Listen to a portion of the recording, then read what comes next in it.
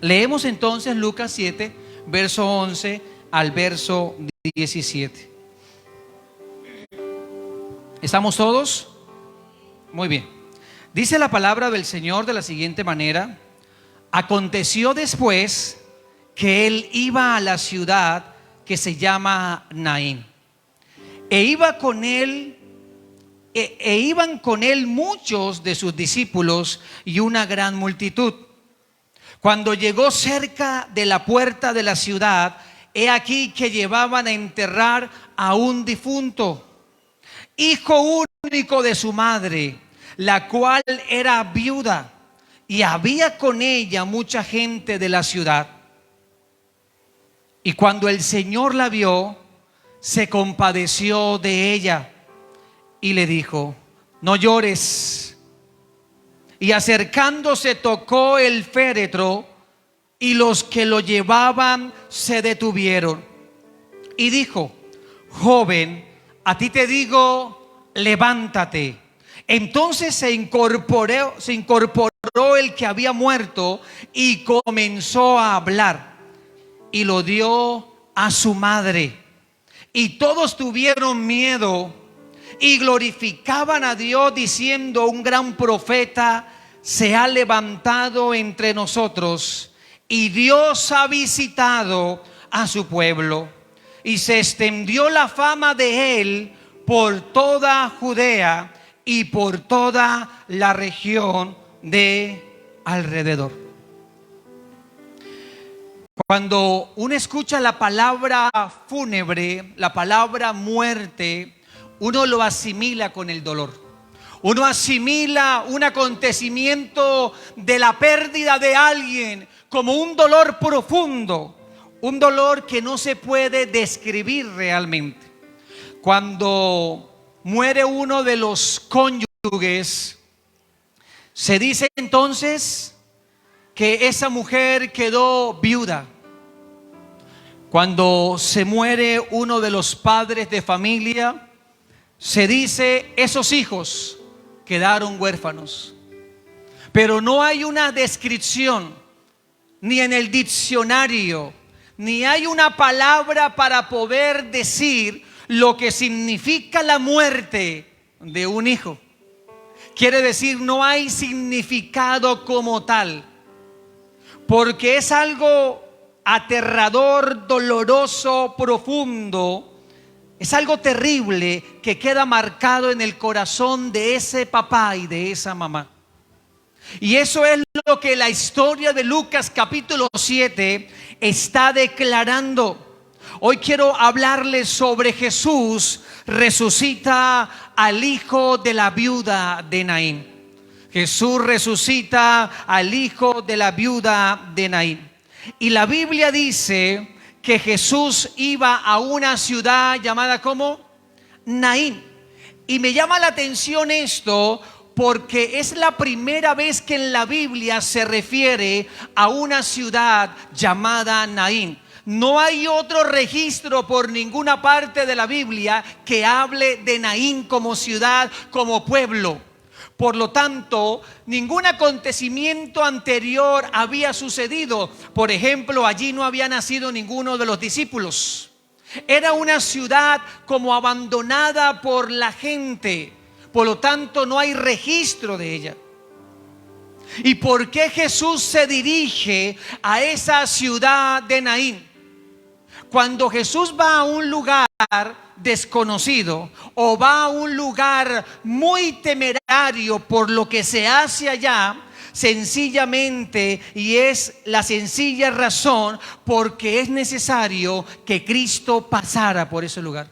Era necesario, y en los planes de Cristo, no en los planes de la gente, en los planes del Señor sí había una mentalidad de ir a Naín. Tal vez los discípulos no sabían nada.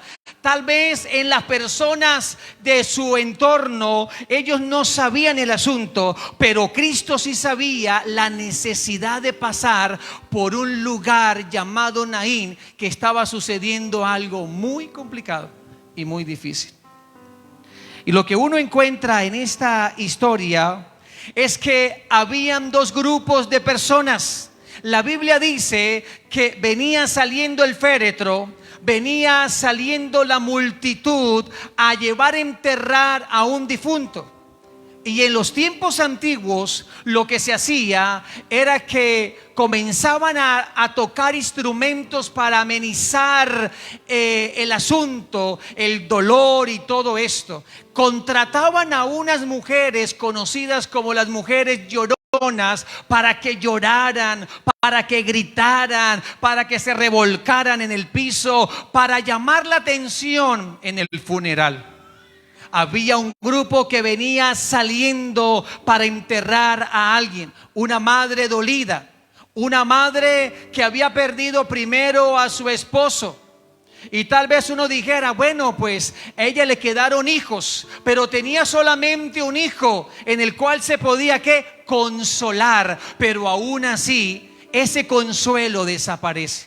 No había descendencia. Hasta ahí terminó todo lo que era la familia de una mujer que no dan el nombre de ella, pero sí se describe el dolor terrible de la pérdida de un hijo. Por lo tanto, había un grupo que estaba saliendo, pero había otro grupo que estaba entrando. Y dice que Jesús entró a Naín. Y esa gente que iba entrando iba gozosa, iba alegre. Tanto así que antes de ir a Naín había acontecido un milagro sobrenatural en el siervo de un hombre que trabajaba para el imperio romano, conocido como el centurión. Ese muchacho fue sanado de su estado de enfermedad. O sea que había un grupo que iba entrando contento, cantando alabanzas, levantando las manos, regocijándose, gozándose por todo lo que había pasado y teniendo al Señor cerca de ellos. Pero iba saliendo un grupo lleno de lágrimas, lleno de dolor, lleno de desesperanza. Es un contraste entre el dolor de la pérdida y la alegría de tener a Jesús cerca de ellos. No sé si usted, y creo que todos hemos experimentado el dolor de despedir a alguien que amamos. Tal vez aquí hay madres que han despedido a sus hijos. Tal vez algunos estando en el vientre, en su gestación, no alcanzaron a nacer. Tal vez otros que nacieron pero murieron a temprana edad, o otros que murieron ya siendo adultos, o tal vez a un hermano, una hermana, a un padre, a una madre. Pero lo que sí es que es algo doloroso, mis amados hermanos, es algo muy difícil. Pero hay una particularidad en esta historia, porque esta mujer no tenía más hijos como otras que tal vez pueden tener muchos hijos y muere uno, quedarían 4, quedarían 2, 3, pero ella solamente tenía un solo hijo. Amaba a su esposo y su esposo también murió. Qué terrible es eso. Pero quiero ilustrarle un poco más acerca de lo terrible que estaba viviendo esta mujer. En el tiempo antiguo, cuando una mujer queda viuda, escúcheme bien por favor, cuando una mujer queda viuda, tiene la oportunidad de que el hermano de su esposo fallecido pueda tomarla como esposa. El problema es que ese hermano del difunto no va a querer hacerlo, porque la descendencia que quede tiene que pasársela al difunto. Quiere decir, el apellido ya no estará en él, sino el linaje y todo estará en su hermano fallecido. Cada quien quiere tener su descendencia, cada quien quiere dejarle su herencia a sus hijos, cada quien quiere tener lo suyo. Entonces esta mujer tenía la oportunidad, era la costumbre de la antigüedad. Esa costumbre y esa tradición se llamaba liberato. Quiere decir entonces que ese hermano de ese difunto podía entonces casarse con su cuñada, pero era una decisión que este hombre tenía que tomar. Quiere decir que no lo iba a hacer. Quiere decir que se sentía despreciada, rechazada. Y la viudez en los tiempos antiguos era tan terrible porque se considera a una viuda en esos tiempos como un problema. Quedan deudas, quedan dificultades, queda marcada como la viuda y muchas cosas más. Para el tiempo antiguo era bastante estricto referirse a un estado en el cual una persona se encontraba. Por lo tanto, ella no se le iba a arrimar nadie por todo lo que implica el estado de ser una mujer viuda. Es terrible. Pero en esta historia vamos a mirar algo muy interesante que hace Jesús. Recuerde, la multitud iba entrando a Naín. Y dice la palabra de Dios, leamos por favor, dice la palabra: y cuando llegó cerca de la puerta de la ciudad, he aquí que llevaban a enterrar un difunto, hijo único de su madre, la cual era viuda. Había con ella mucha gente de la ciudad. Y cuando el Señor, diga conmigo, la vio. Diga conmigo, cuando el Señor la vio. Creo que una de las cosas de Jesús y que caracteriza a nuestro Señor Jesucristo es que Él siempre estará atento a cada una de las situaciones que vivimos, a cada una de las situaciones y vicisitudes que experimentamos como seres humanos. Tal vez la gente ignora lo que vivimos, tal vez la gente no le interesa cómo estamos viviendo, tal vez la gente puede ver que estamos viviendo una situación difícil y uno pasa por alto de esa realidad porque solamente estamos interesados en nosotros. Solamente nos interesa nuestra economía, nuestro bienestar, nuestra salud, pero no nos importa cómo está viviendo la gente que también llora, que también le duele, que también están viviendo momentos de dolor, de tristeza. Pero algo que hace el Señor Jesús es que le pone la mirada a lo que estaba viviendo esa mujer. Dice que Él la vio, y eso es maravilloso, mis amados. Este suceso conmueve a Jesús. Él la vio en ese estado de viudez, en ese estado de pérdida de su herencia, porque herencia de Jehová son los que los hijos. Ya su herencia la había perdido. No hay nadie que lleve el apellido. Ya no hay nadie a quien dejarle nada. Ya a quien le puedo encomendar algunas cosas. No hay nadie cerca de nosotros. Y dice que Él la vio. Y en el tiempo de esta mujer había un grupo filosófico llamado estoicismo o los estoicos. Este grupo de personas enseñaban a sus fieles, a sus seguidores, la creencia que Dios había creado el mundo, claro que sí, había creado todas las criaturas y todas las cosas, pero ellos pensaban que ese Dios que creó el universo, que creó la naturaleza, la fauna, la flora y los seres vivos, los abandonó. Ella dijo, pues Dios nos creó y nos abandonó. Ese era el pensamiento de ese grupo filosófico de la época. Pero cuando vamos a la Escritura, la Biblia dice que todo fue creado por Él. Y por la palabra todo lo creado se sostiene y se mantiene. Dios vigila la creación. Dios le da alimento a las aves. Dios viste a los lirios. ¿Cuánto más hará Dios con cada uno de nosotros? Dios se ocupará de usted porque es creación de Dios. Dios vigilará su vida. Dios le sostiene, le mantiene, le fortalece. Dios cuidará de su vida. Aleluya. Dios cuidará de usted. Hace parte de esa creación. Usted no pasará por alto en la mirada de Dios. Dios estará mirando lo que está sucediendo. Y Dios sabe cuando hay dolor y sufrimiento. Y realmente no es la ciencia la que puede curar nuestro corazón. Ni siquiera la ciencia que estudia la conducta humana como la psicología. No habrá ciencia alguna que pueda remediar y que pueda sanar, subsanar el dolor que sufre una mujer y una madre, un padre de familia. Tan solo Dios puede hacer eso, porque Él nos creó a su imagen y semejanza. Solamente Él puede ir a nuestro encuentro. Solamente Él se atreve a hacer esto, el poder sanar las heridas más profundas de un corazón que tiene el corazón roto en 1000 pedazos. Solamente Él es nuestro sanador. Solamente Él es nuestro especialista. Solamente Él lo puede hacer. Por lo tanto, mis amados hermanos, el sufrimiento y todo lo que estemos viviendo, el Señor tiene su mirada fija en cada ser humano y en cada familia. Dios está presente. Dios siempre estará interesado en tu vida y en mi vida.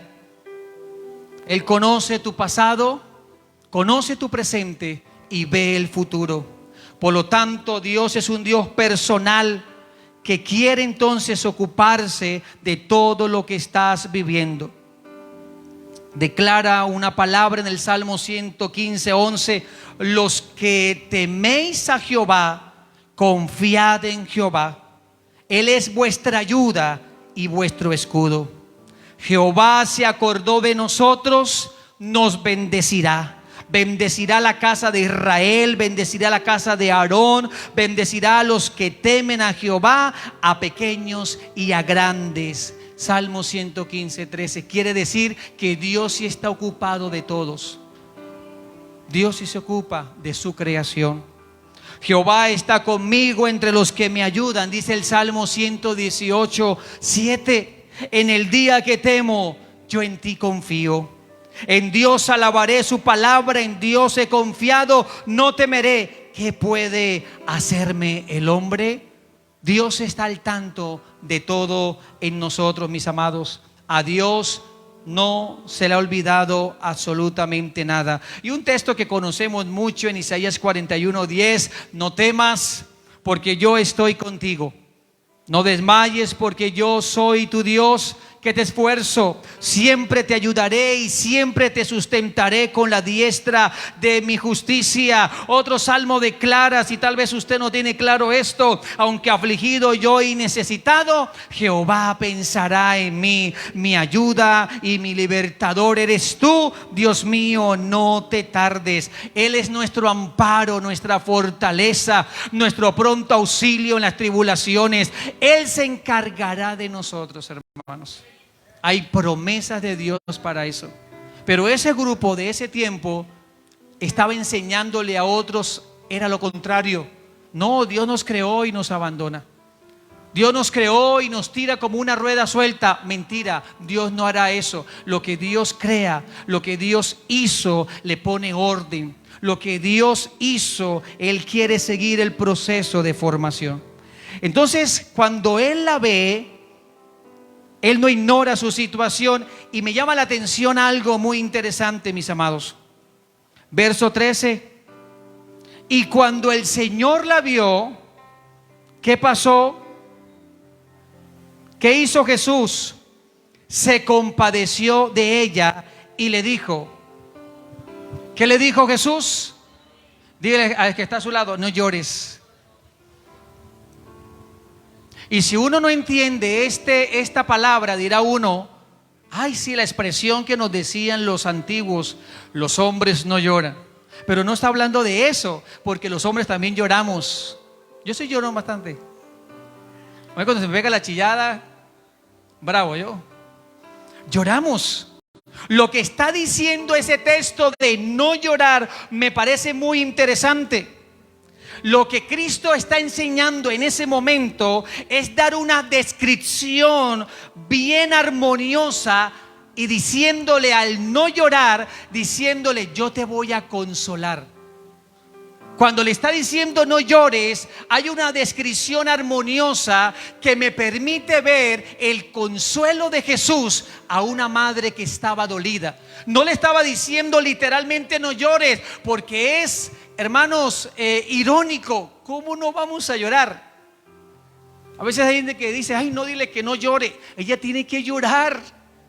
Cuando lloramos nos liberamos de la opresión de lo que hay dentro de nosotros. No dígale que no llore, no, que llore lo que tenga que llorar, que se desahogue, que llore todo lo que pueda, llore. Porque ella está expresando, está sacando de su corazón todo lo que está dentro de ella, la opresión. Se siente que se revienta por dentro. ¿Qué mejor hacer? Llorar, o si no, explota por dentro. No es que yo no la veo llorando a ella, peligroso, porque después ella puede tomar otra reacción. Que llore. Jesús le estaba diciendo, yo te voy a demostrar que yo te voy a consolar. Yo voy a hacer consuelo en medio del dolor que estás viviendo, mujer. Y este consuelo se ve registrado en tres cosas muy importantes. Número uno, Él no ignoró a esta mujer. Él pasó por ese lugar, vio el féretro, vio una viuda, una mujer llorando, los instrumentos sonando, la gente haciendo algarabía, las mujeres que se contrataron para llorar en ese momento, pero fue a esa mujer dolida. Él no pasó por alto la necesidad. Por lo tanto, al no hacerlo, podemos comprender que ese Jesús quiso darle consuelo, porque Él se detuvo un momento y vio todo lo que estaba pasando. Quiere decir, ahí podemos ver que Jesús quería demostrarle y quería mostrarle consuelo de amor. Otra cosa que describe el consuelo de Jesús es que ahí dice que Jesús tuvo compasión ¿de quién? De ella. Esta palabra compasión es lo que podemos decir hoy como empatía. Me voy a poner en los zapatos del que sufre, porque sé lo que ella está sufriendo, el perder a alguien. Es como decir, ese dolor de esa mujer lo voy a tomar yo también, porque también lo he experimentado. Por lo tanto, qué interesante que Jesús está diciendo que tuvo compasión de ella. Nadie tenía compasión de esta mujer, nadie se atrevía a eso. Esta mujer no llamó a Jesús. Esta mujer tampoco alguien le habló de la situación. Jesús decidió ir a una ciudad llamada Naín, que estaba olvidada. Jesús sabía lo que estaba sucediendo en ese preciso momento. Por eso es que Dios no tarda cuando viene. Dios siempre llegará en el tiempo justo, en el momento adecuado, en la hora precisa. Y cuando Él llega, Él llegará a resolver asuntos que nadie puede hacer, pero el poder de su gloria, la compasión del Maestro será tan evidente, porque solamente Él puede tener la empatía suficiente para abrazar a una mujer que está dolida. Hay compasión. Él sabía que solamente Él podía resolver algo ahí. Cuando hay luto, personalmente, yo pienso que decirle a una madre o a alguien que está en el dolor, hermanos, por muchas palabras que digamos, no va a ser mucho. Hay momentos donde solamente me acerco, la abrazo y me quedo en silencio. ¿Qué palabras le podré decir? Pero el Señor Jesucristo tiene la manera para acercarse al corazón de una persona, tener la compasión suficiente en medio del dolor que está viviendo una madre, una familia. Solamente Dios puede llenar los vacíos. Solamente el Señor puede saciar esa alma angustiada. Solamente Dios lo puede hacer, hermano. Realmente, solamente Dios. Y van pasando los días. Lo que podemos hacer nosotros es orar por esa familia, es pedirle a Dios por esa persona dolida, y el Espíritu del Señor comienza a glorificar a Cristo en ellos, y ellos comenzarán a entender de alguna manera o a ir aceptando lo que se está viviendo. Pero no es fácil. ¿Cómo se demuestra el consuelo de Dios en la historia? Número uno, Él no ignoró lo que esa mujer estaba viviendo.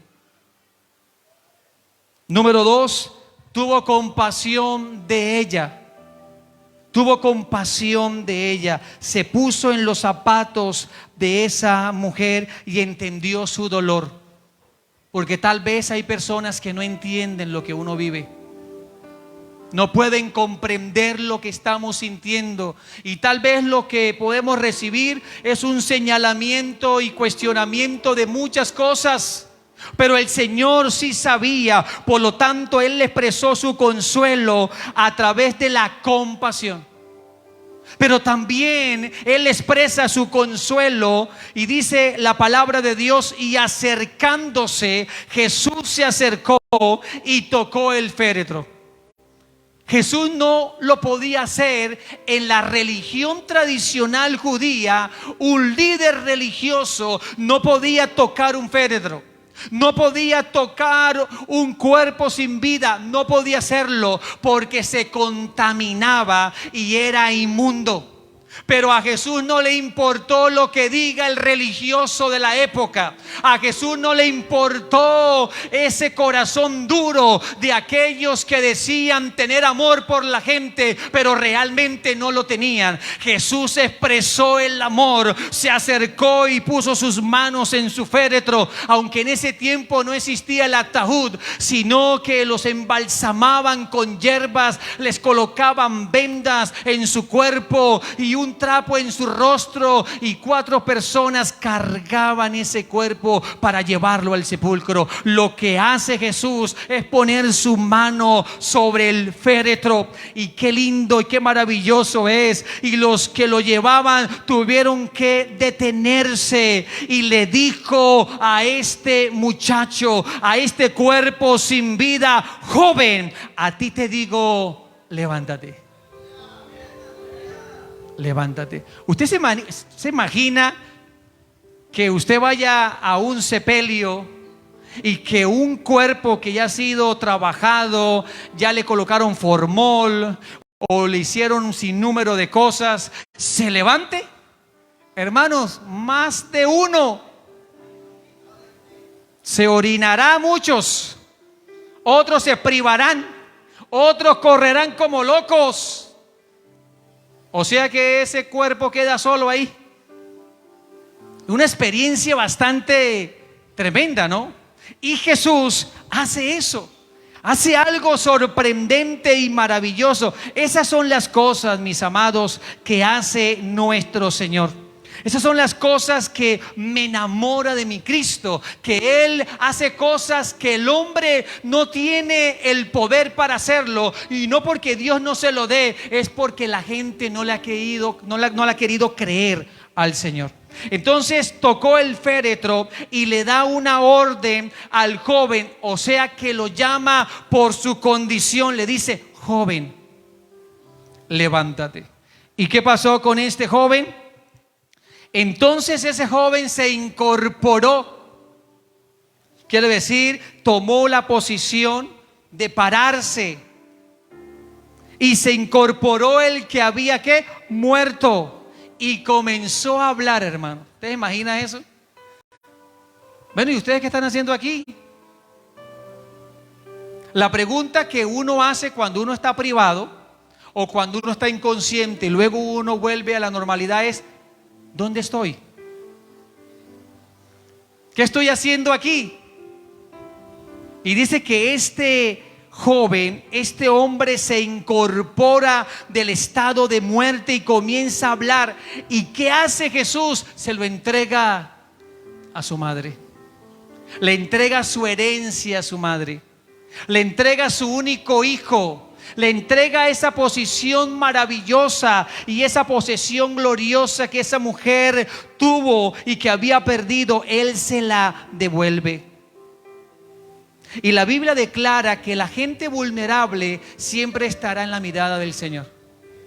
Las viudas, los huérfanos, los menesterosos. Cuando nosotros de este lado queremos aprovecharnos de la viuda, Él entonces hará justicia.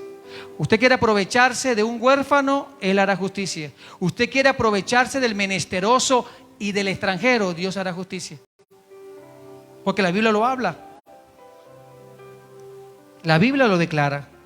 Y dice Isaías 1:17, aprenden a hacer el bien, busquen la justicia y busquen la justicia al ofensor, aboguen por el huérfano y defiendan a la viuda. El Señor protege al extranjero y sostiene al huérfano y a la viuda, pero frustra los planes de los impíos. Levanta la voz y hazle justicia. Defiende al pobre y al necesitado. Hermanos, si usted se mete con esas personas, usted y yo tenemos que darle cuenta a Dios, porque Dios defiende a esa clase de personas, porque son vulnerables, porque necesitan la protección de Dios. Dios los va a proteger, pero si nosotros interferimos en aprovecharnos de ellos para quitarles, para robarles, para hacerle daño, usted se la va a ver con él. Ahí lo está diciendo en esos textos, Isaías 1:17, Salmo 146:9, Proverbios 31:9, habla sobre eso, que Dios protegerá a la viuda, al huérfano, al menesteroso, a todo aquel que está débil, que está cansado, vulnerable. Dios demanda, protéjanlo, cuídenlo, por favor. Aún dice la Biblia que el que le da al pobre le presta a Dios. O sea que Dios está aún pendiente del pobre, del que no tiene más, pero necesita un brazo extendido, una ayuda.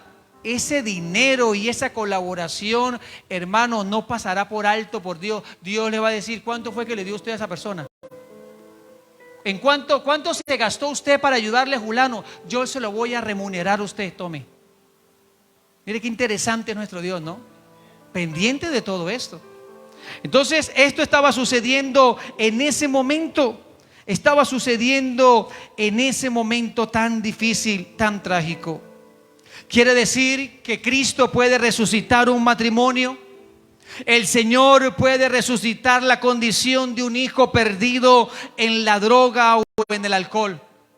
El Señor puede resucitar las esperanzas perdidas de ver a nuestras familias en los caminos de Dios. Él puede producir eso. Él puede resucitar esas condiciones de vida. Él lo puede hacer para nosotros de este lado. Es decir, ella no cambiará y él no cambiará. Ella no tendrá posibilidad ni oportunidad. Eso lo decimos nosotros porque nuestra mirada no ve más allá de lo que Dios mira. Pero cuando Dios está en el asunto, esa persona que desechamos y que no tenemos en cuenta, Dios podrá levantarlo, Dios podrá restaurarlo. Es por eso que de este lado Dios puede hacer una mujer prostituta una mujer de dignidad.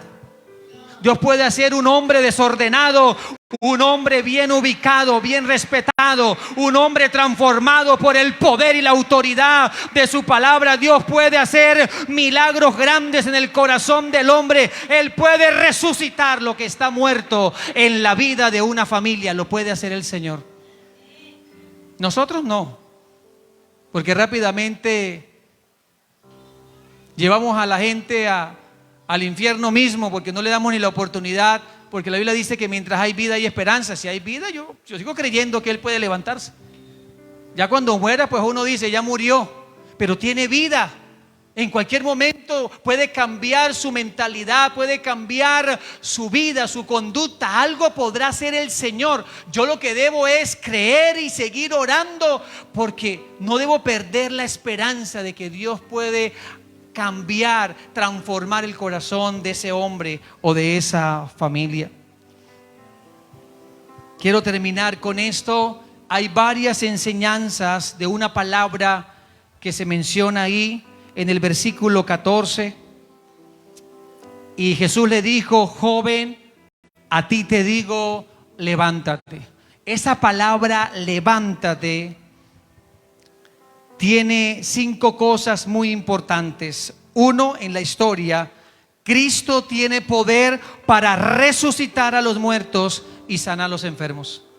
Cuando le dijo levántate, es una orden, es una imperación. Levántate, lo tienes que hacer, Por lo tanto, el Señor le da orden a lo que está en un estado inerte. Quiere decir, el que está muerto y el que está enfermo.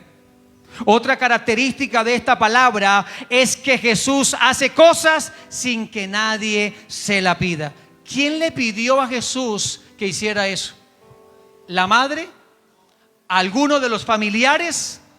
¿Alguno de las personas de pronto? ¿Alguno que llegó así? Ninguno, hermano. Jesús voluntariamente se pegó la caminada de ir a Naín, una ciudad abandonada, una ciudad que no tenía reconocimiento. Primera vez que se habla en la Biblia acerca de Naín, y Jesús dijo: voy a Naín. ¿Por qué fue? Porque era necesario que algo sucediera. Cuando algo es abandonado y una ciudad es abandonada porque nada sucede, el Señor quiere que quede un registro que algo pasa.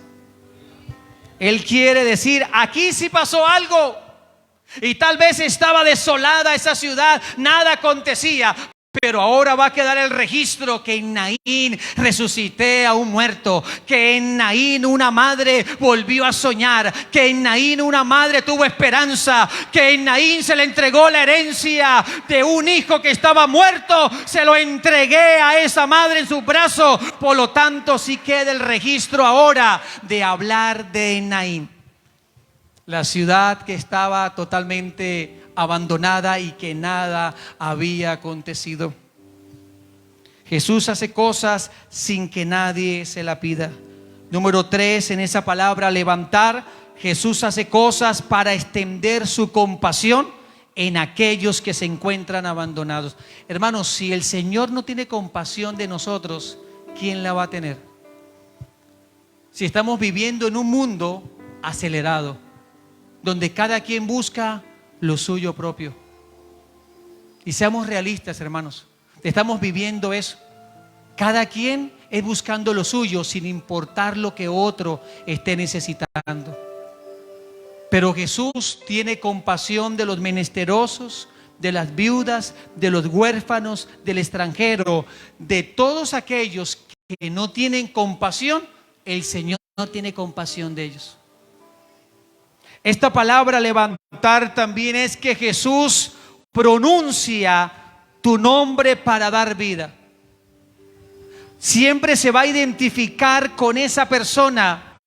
Como le dijo a este varón, le dijo: joven, ese es tu estado, eres muy joven para morir, eres muy joven.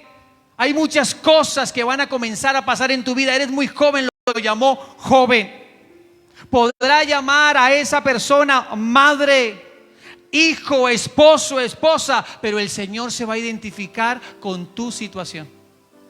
Y número 5, tenemos esperanza que Él cuidará de ti y de mí, y que nuestras vidas están en sus manos y que Dios cumplirá su propósito en nosotros, y que todo lo que pase en nosotros está el sello de su voluntad, y está Dios obrando para el bien de aquellos que le amamos. De seguro estamos en las mejores manos. Tal vez en nuestras manos muchas cosas se han ido, pero en las manos de Dios todo está sujeto y todo está en el hueco de su mano que nadie podrá arrebatar. Qué interesante esa historia, mis amados. Una historia preciosa, donde podemos encontrar estas verdades maravillosas de nuestro Señor y Pastor Jesucristo. ¿Qué les parece si oramos tomando esa historia? Si tal vez usted está viviendo un momento de luto por la pérdida de un ser amado, o estás viviendo un luto emocional por lo que estás viviendo en una relación que se ha fragmentado, o tal vez has perdido cosas muy valiosas y te encuentras sin esperanza, hoy la palabra trae esperanza y trae una nueva oportunidad del cielo para nosotros.